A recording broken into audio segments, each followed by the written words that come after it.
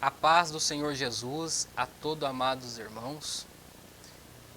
Estudos da Escola Bíblica Dominical, primeiro trimestre de 2022, classe de adolescentes. Lição de número 13. Últimos acontecimentos do ministério terreno de Jesus. O texto áureo está escrito: há, porém, ainda muitas outras coisas que Jesus fez. E se cada uma das quais fosse escrita, cuido que nem ainda o mundo todo poderia conter os livros que se escrevessem. Amém. João, capítulo 21, verso 25. A leitura bíblica se encontra em Marcos, capítulo 16, do verso 1 ao 8, onde lemos: E, passado o sábado, Maria Madalena, Salomé e Maria, mãe de Tiago, compraram aromas para irem ungí-lo. E no primeiro dia da semana foram ao sepulcro de manhã cedo, ao nascer do sol. E diziam umas às outras: quem nos revolverá a pedra da porta do sepulcro? E olhando, viram que já a pedra estava revolvida, e era ela muito grande. E entrando no sepulcro, viram um jovem assentado à direita, vestido de uma roupa comprida e branca, e ficaram espantadas. Porém, ele disse-lhes: não vos assusteis. Buscais a Jesus, o Nazareno, que foi crucificado. Já ressuscitou. Não está aqui. Eis aqui o lugar onde o puseram. Mas, ide, dizei a seus discípulos e a Pedro, que ele vai adiante de vós para a Galiléia. Ali o vereis, como ele vos disse. E saindo elas, apressadamente, fugiram do sepulcro, porque estavam possuídas de temor e assombro, e nada diziam a ninguém, porque temiam.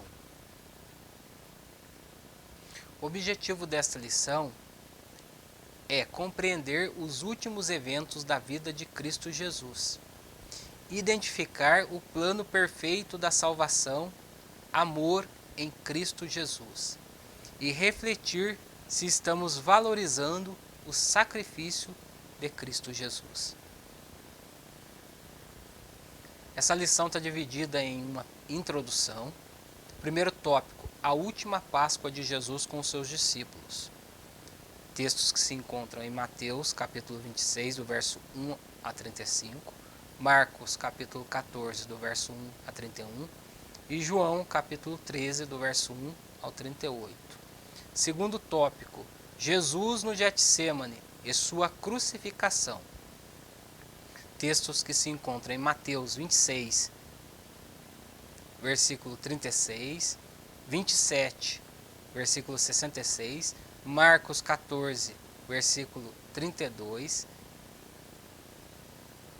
15, versículo 47, João 18, do versículo 1 a 19 e versículo 37. Terceiro tópico: a ressurreição de Jesus e sua ascensão aos céus. Textos que se encontram em Mateus 28, do verso 1 ao 20, Marcos 16, do verso 1 ao 20 e João, capítulo 20, do verso 1 ao 21 e versículo 25. E uma conclusão. Introdução. Nessa lição estudaremos os últimos acontecimentos terrenos de Jesus, a saber, a Páscoa, o Getsêmani, a crucificação, ressurreição e ascensão ao céu. Boa aula! Primeiro tópico: a última Páscoa de Jesus com os seus discípulos.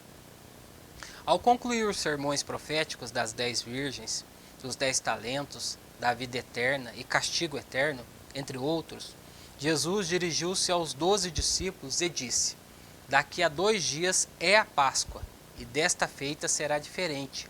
O cordeiro morto será o próprio Filho do Homem, o enviado de Deus, porquanto é chegada a minha hora. Era sabido que os sacerdotes e escribas, em conluio, já tramavam a morte do unigênito de Deus, mas havia lacunas no plano. E Judas Iscariotes, o traidor, foi o instrumento que faltava para a execução de Jesus. No ministério de Jesus, por várias vezes, quando eles iam para prender Jesus ou até apedrejá-lo, a Escritura diz que não era chegada a hora do Senhor. Mas nesse momento é chegada a hora. E o próprio Senhor declara isso aos seus discípulos, que era chegada a hora, ou seja, é para isso que eu vim. Eu vim para essa hora, que era o grande propósito, né, da salvação do seu povo, Jesus Cristo, que é a salvação do seu povo, de vir para morrer naquela cruz, para a salvação daqueles que iriam crer no seu sacrifício, no seu nome. Na casa do leproso Simão, em Betânia, veio ao encontro de Jesus uma mulher cujo nome é desconhecido, mas sua atitude nem um pouco, ao ponto de ser registrada com louvor nos evangelhos. Esta mulher veio com um frasco de perfume caro e o derramou na cabeça de Jesus. Ao ver aquela cena, os discípulos alvoroçaram-se e disseram: porventura não seria melhor vender a iguaria e dar o dinheiro aos pobres? E o mestre lhes respondeu: de maneira alguma. Esta mulher terá outras oportunidades de realizar boas ações aos pobres, porém comigo não. E o perfume que derramar em meu corpo é a preparação do meu sepultamento. Ou seja, essa mulher seria lembrada, ou esse evangelho, aonde fosse pregado, anunciado, seria lembrado essa passagem. Jesus disse.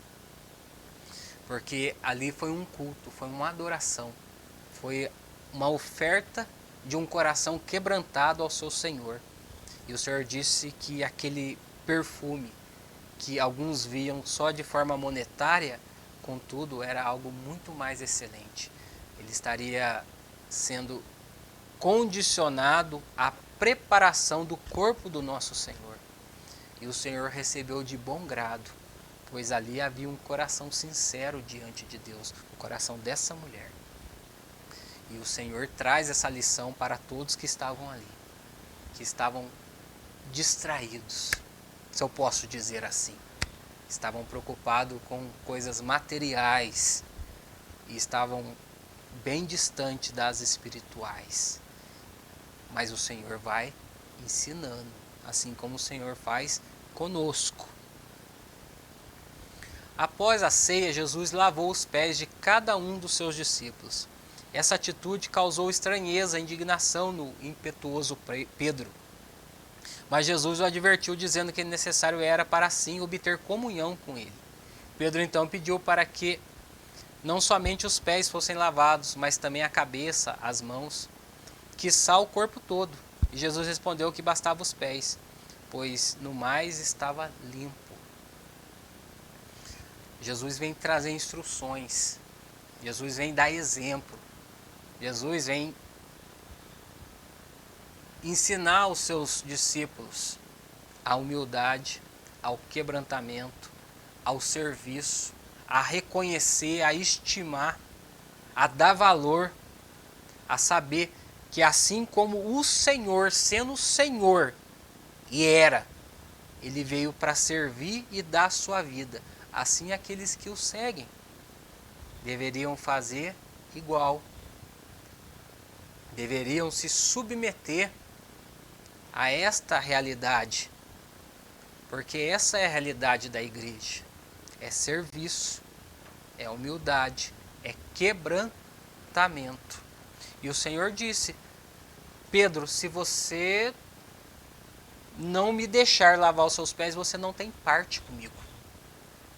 Ou seja, você precisa entender, Pedro, o que eu estou fazendo. Você precisa participar disso para você estar comigo. Lembrando, irmãos, é sempre bom falar que a cruz estava diante do nosso Senhor. Ou seja, ele estaria se entregando completamente por nós, em sacrifício. O justo pelos injustos. Por fim, ainda na ceia, Jesus, a verdadeira Páscoa do Senhor, comunicou que dentre eles havia um traidor. Todos entristecidos negaram tal possibilidade e em seguida revelou em público o nome do seu traidor, Judas Iscariotes, filho de Simão. Logo Satanás se apoderou de Judas e Jesus lhe disse: o que tendes a fazer, faça-o depressa. Assim Judas ligeiramente saiu e concluiu a traição. No Monte das Oliveiras, Pedro outra vez inconformou-se com a expressão de Jesus quando disse que todos se escandalizariam nele. Mas Jesus o repreendeu, dizendo que, ainda naquela noite, Pedro o trairia por 3 vezes. Pedro outra vez rebateu Jesus, dizendo que até morreria com ele e de nenhuma maneira o trairia. Contudo, a palavra de Jesus se cumpriu. Pedro negou seu nome e Jesus foi preso no Monte das Oliveiras. Ou seja, Jesus fala: aquele que molhar o pão no prato comigo, esse irá me trair. E é Judas Iscariote. Satanás toma Judas e ele vai aos principais, aos sacerdotes, para juntar os soldados para irem capturar o Senhor, porque ele sabia aonde o Senhor ia orar, no Monte das Oliveiras. Quando o Senhor Jesus diz que Pedro negaria, Pedro no seu coração disse: jamais, eu não. Talvez os outros neguem, eu não. Jesus é conhecedor de todas as coisas. Jesus é conhecedor de todas as coisas. E Jesus disse: Satanás pediu para peneirar a sua vida, mas eu orei ao Pai para te segurar, para te firmar na fé. E foi exatamente isso que aconteceu. Pedro negou o Senhor. A Escritura diz que quando ele olha e vê Jesus, depois dele ter negado, ele sai e chora de forma amarga. Naquele momento, não tinha diferença entre a traição de Judas e a traição de Pedro.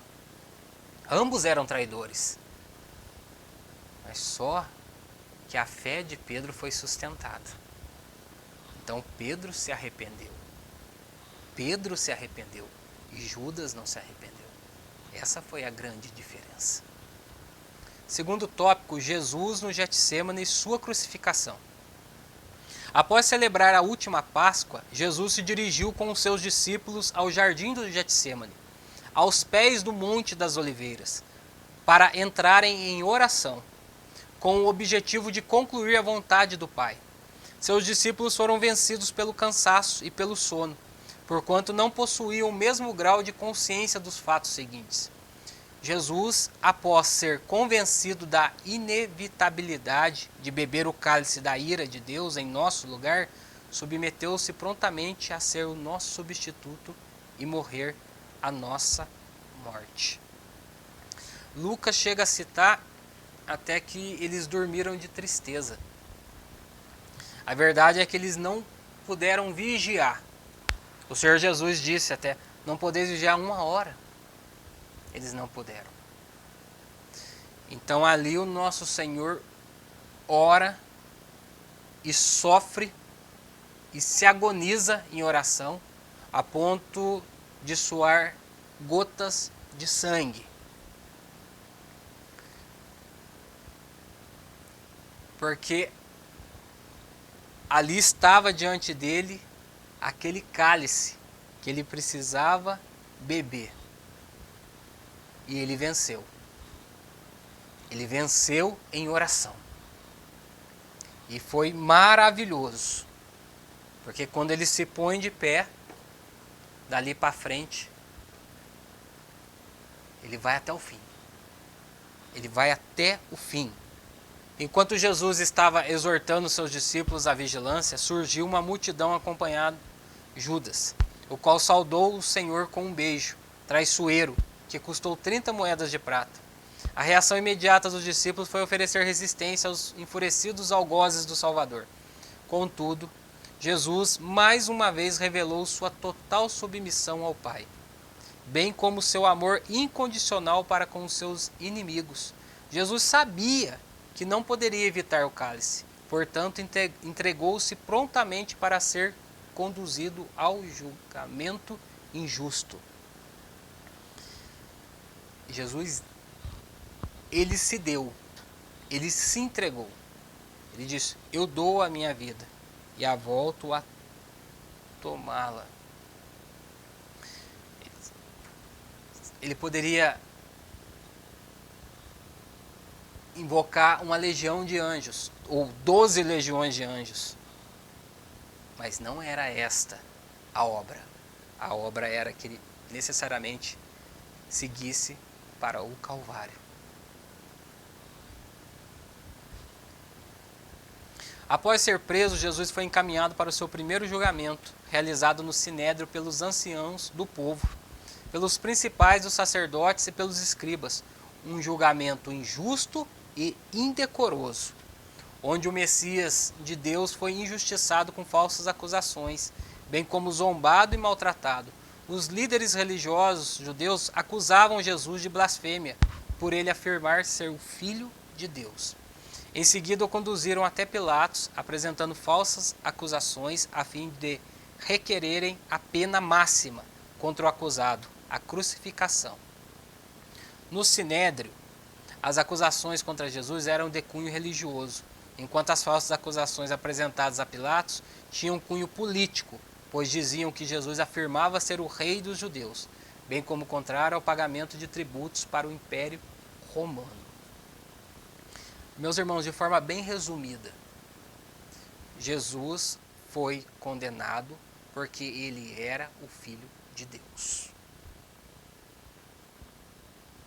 Quando ele diz que ele é o próprio Deus, o sumo sacerdote rasga suas vestes e diz blasfêmia. O nosso Senhor, ele foi crucificado porque ele disse que era Deus.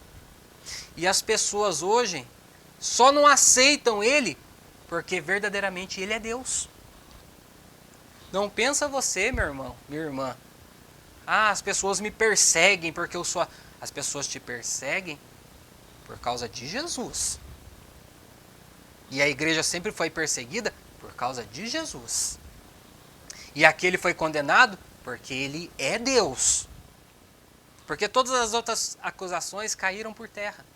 Nada se sustentava. Mas quando ele diz que ele é o Senhor, então fala, então vamos matá-lo. Então vamos matá-lo.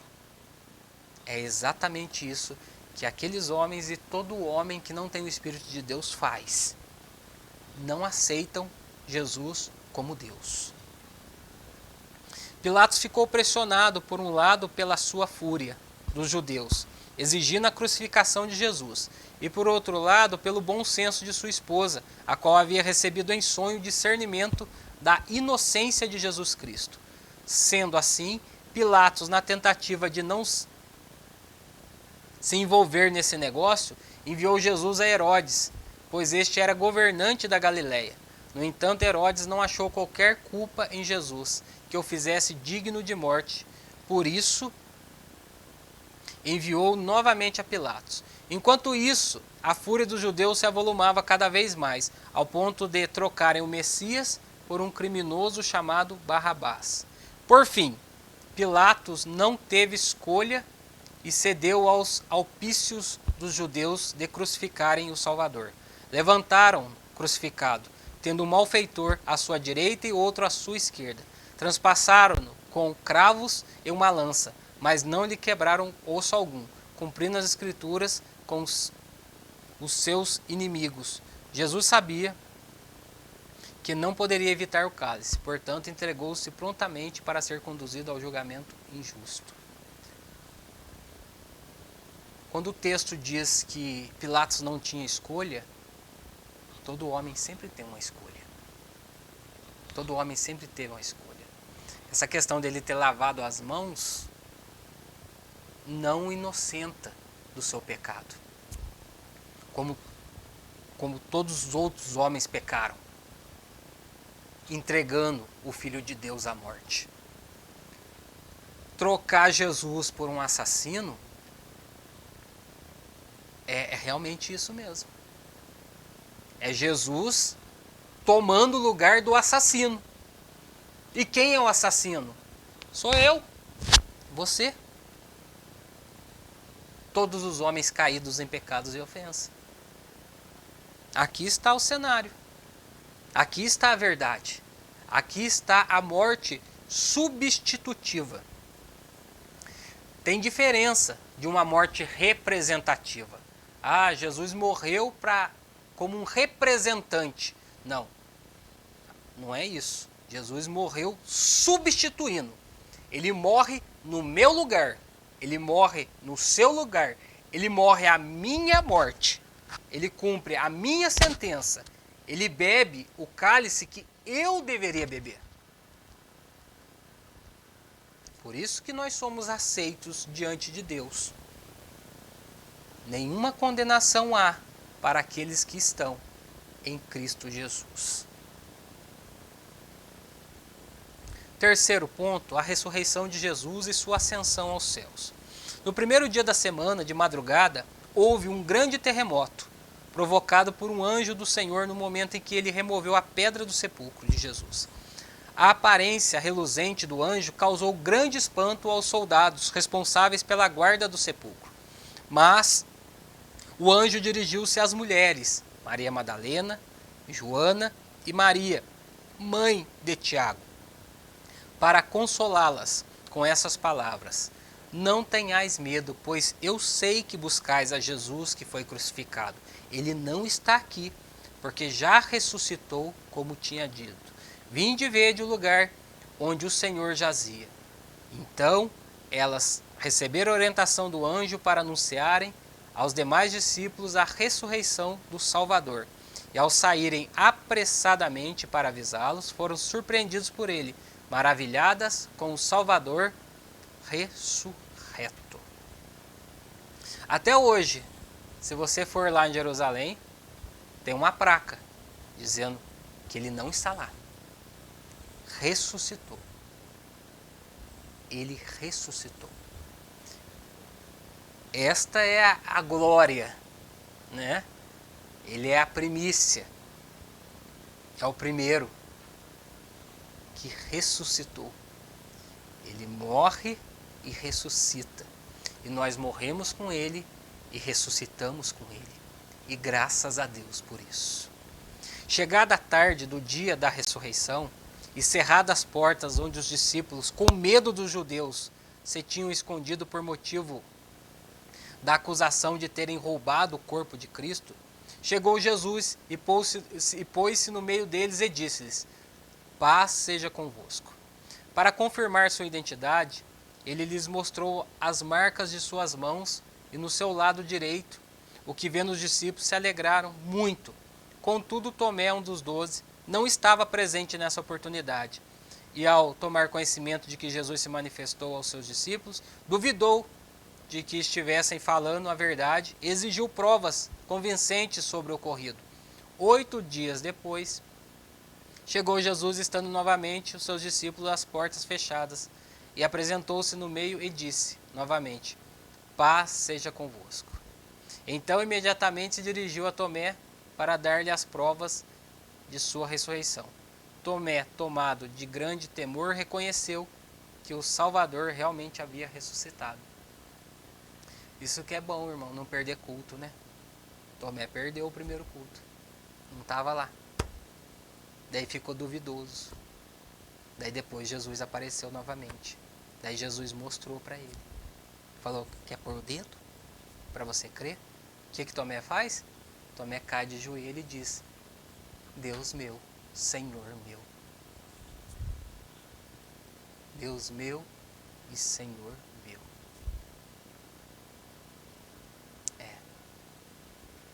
Tu creste porque viste, mas bem-aventurado aquele que não viu e crê. Depois disso, manifestou-se Jesus outra vez aos seus discípulos junto ao mar de Tiberíades, onde ele operou novamente uma pesca maravilhosa, e comeu peixe junto dos seus discípulos para provar mais uma vez a sua ressurreição. E depois de terem jantado, Jesus aproveitou para restaurar completamente a sua comunhão com Pedro, o qual havia negado o mestre 3 vezes, quando ele foi preso pelos judeus.